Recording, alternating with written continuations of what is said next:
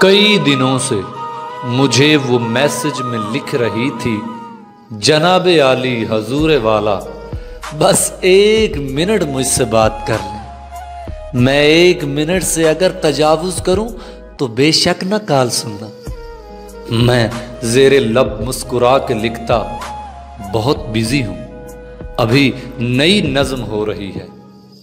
وہ اگلے میسج میں پھر یہ لکھتی، سسکتی روتی بلکتی نظموں کے عمدہ شاعر، تم اپنی نظمیں تراشو لیکن کبھی تو میری طرف بھی دیکھو، کبھی تو مجھ سے بھی بات کر لو، بس 1 منٹ میری بات سن لو۔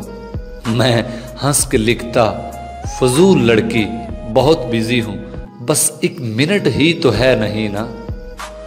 وہ کئی دنوں تک خاموش رہتی، پھر ایک دن میں نے اس کی حالت پہ رحم کھا کر جواب لکھا، بس 1 منٹ ہے اور 1 منٹ سے زیادہ بالکل نہیں سنوں گا۔ تو اس نے اوکے لکھا اور ایک دم سے کال کر دی۔ میں کال پک کر کے چپ کھڑا تھا۔ وہ گہرا لمبا سا سانس لے کر اداس لہجے میں بولی، سر جی میں جانتی ہوں کہ 1 منٹ ہے اور 1 منٹ میں میں اپنے اندر کی ساری باتیں کسی بھی صورت نہ کہہ سکوں گی۔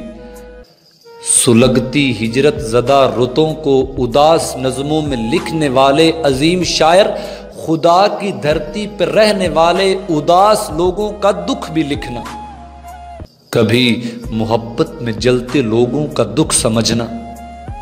ابھی تو آدھا منٹ پڑا تھا مگر وہ لائن سے ہٹ چکی تھی۔ وہ 1 منٹ کی جو کال تھی نا، وہ 30 سیکنڈ میں کٹ چکی تھی۔